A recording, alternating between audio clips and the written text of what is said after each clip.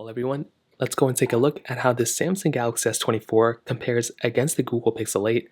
And it's funny because there's definitely a lot of overlap between these two devices. And if you didn't really look too closely, you could probably even tell which one is which. They're both very similar in so many different ways, which is genuinely so crazy. So if you want to pick up either one of these phones, links will be down in the description.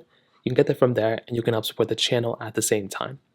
Now, starting off with the outside of both of these phones, the Google Pixel 8 has a 6.2-inch OLED display on the front, and it is a very, very good panel. It's good, it's very good. You're getting a very high panel, like in terms of brightness, 2000 nits of brightness, which is amazing.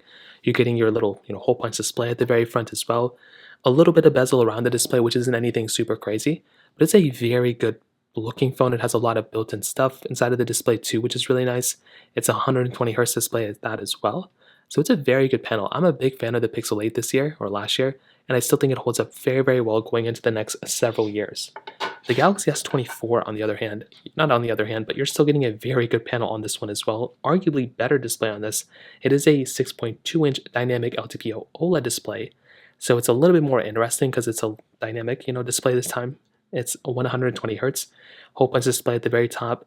Lots of overlap. The main difference here, though, is one, you are getting, a higher a higher brightness on this particular panel. So they're both 1080p, but you are essentially getting the 2600 nits of brightness here, over 2000 nits of brightness there. But it's not really that big of a deal. And day-to-day activity, you're not going to notice that big of a difference unless you're in very bright environments where you need it, max out the display.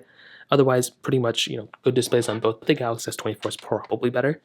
From the rest of the body, you can kind of see that for between both, the annoying thing about the Pixel 8 is it can be a feature for some, is that you are kind of getting this massive camera bump on the backside. It's not a big deal. If you put a case on it, you're probably never going to notice, but that is one thing that kind of, I noticed. But the Galaxy S24 is kind of more flush, which is probably a little bit more attractive. I also like how the Galaxy S24's body is kind of completely flat, matching the iPhones. I think some people may prefer the design language of the Pixel 8 though, because they do actually like it being a little bit more unique. But beyond that though, I think both are very good. It's not too much to complain about. SIM card tray here on the side of the Pixel 8 right there. On the back side, you have USB Type-C ports on both of them, which is amazing. I love having USB-C, speaker grills. It's crazy how similar a lot of phones are looking nowadays. Like even with my iPhone 15 that I just own right here, like how similar are all these phones now? It's like pretty insane in my opinion. On the back side, you're getting your camera setups. You're getting a dual camera setup on the Pixel 8, triple camera setup on the Galaxy S24.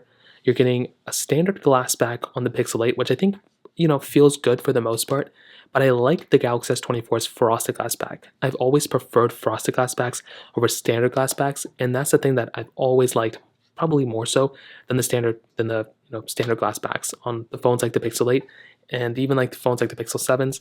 The Pixel 8 Pro feels nice, but the Pixel 8 definitely, hopefully Google changes it next year. You're getting wireless charging on both, reverse wireless charging on both, lots and lots of overlap between both as well. But you can kind of tell that on the front they look the same, but on the back side they look completely different, which is actually what I like. It's funny because that's really the main way you can tell the difference between a lot of phones now is the way they look on the back side rather than how they look on the front. So from that perspective, that kind of covers it up there. Now, from a software longevity standpoint, what's crazy is Google Pixels used to be the phones that people would look at as being the phones that were supported for a long time from the Android side and being great phones. They're still really good phones, don't get me wrong, but now Samsung they've like shortened the gap between both of these devices. Now, if you are getting something like the Galaxy S24, this phone is probably going to last just as long as the Google Pixel 8. In fact, there's a chance it may last even longer than the Google Pixel 8. So how crazy is that? That the Samsung phones are now getting basically the same software updates as something like the Pixel 8. It's pretty insane. I think this is massive improvement. This is great competition. Hopefully Google ends up, supporting their phones longer too because of this. But that's a pretty crazy thing. Maybe we'll get a phone that'll be supported for 10 years. Who knows? But that's a pretty crazy thing going on between both these devices. Now, in terms of performance, let's go and do a speed test. The Galaxy S24 is giving you that Qualcomm Snapdragon 8 Gen 3 chipset inside with 8 gigs of RAM in this model, but it does go up to 12. Pixel 8 has that Google Tensor G3 chipset inside with 8 gigabytes of RAM. So let's go and see which one's the faster phone between both. There we go. Hopping all the apps in the background, you can see what's going on. So let's get into it. Pixel 8 is here, S24 is here. Phone calls 321. Okay, I think the S24 is faster. Messages 321. Okay, messages was faster here as well. Camera 321. So just from those three applications we just tested, you can kind of see that for the most part, you are actually getting a faster phone on the S24 just from like loading up into those applications. Play Store 321. Not an insane difference, but you are actually noticing it. And that's the thing that I've noticed is that between the Tensor chipset and like the Snapdragon chipset, almost every single time you're going to be getting a faster chipset on the Snapdragon of that year over the Tensor of that year. Even though we're 3 years in, I still feel like Google could be doing a better job. Let's go do X321. The Pixel 8 was faster there. Dropbox 321. I don't know which one was faster. I think maybe the Pixel 8 was slightly faster there. Temple Run 2, 321. So this one is a little different. So we do have the downloading config panel there and downloading content. So without those things, it would not have been this big of a gap. So I just want to kind of let you guys know that it wouldn't be normally this big of a gap between these two devices. So you can kind of see what's going on here too. Let's go and hop out of both of these. Let's go and get into the next one. Let's try Thank You, 3, 2, 1.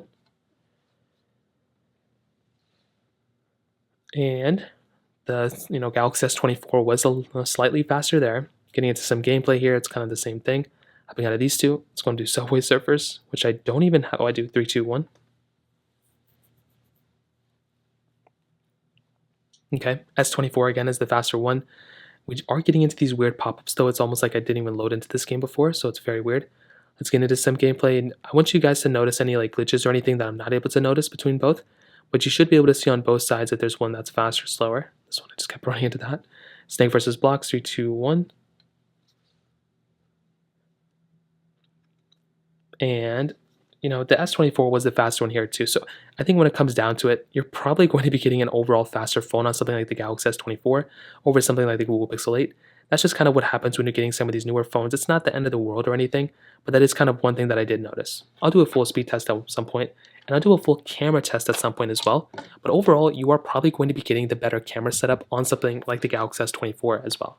So you're getting triple camera wide ultra-wide telephoto lens, Pixel 8 wide and ultra-wide lens, 4K 60 on the front and the back between both, which you are getting 8K capability on the back of the Galaxy S24, which is genuinely a very, very nice feature to have.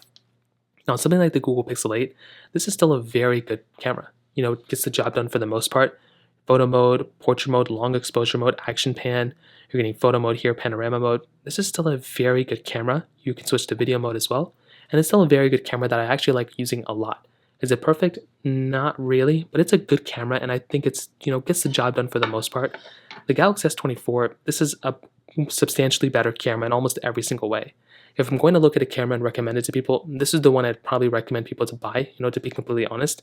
It is a very solid camera. I like it a lot, and if I'm going to go ahead and basically recommend a phone to people, this is the camera that I'd probably recommend a majority of people to buy just because it really is that good. Like, it's a very solid camera, and you're getting 8K capability on the back. You're getting that additional telephoto lens as well, which you may or may not need, but it's still a very, very nice feature to have, and that's something that I actually like a lot from this particular phone. So to kind of sum it up, what I'll definitely tell you is both of these phones I think are great. They're both very good phones, but it's insane how similar these phones are nowadays. Before, these phones were very different. They were giving you lots of different things. And now that gap is kind of evened out, and it's pretty crazy. You would never think that. But if you're getting either one of these phones, there's a lot of overlap here. But with the Galaxy S24, I still feel like you're getting more of a flagship type of device. Like, this phone is giving you a brighter display, not better build quality, but like kind of better build quality with the frosted glass back. You're getting more USB Type-C capability. Like, it's definitely a better phone in some ways, and I'd probably buy this one over this one. But the Pixel 8 has been out for a while. You can now get this thing used, for much cheaper than it was brand new. So I probably would say for a better deal, the Pixel 8 probably is the one with the better deal. But the Galaxy S24 might be the better phone. So that pretty much covers it up there. If you have any other thoughts or questions, please let me know in the comment section below. Hit the like button, that would mean so much, but definitely hit that subscribe button. More importantly than everything else, I love every single one of you guys. Hopefully I'll catch you guys in the next video.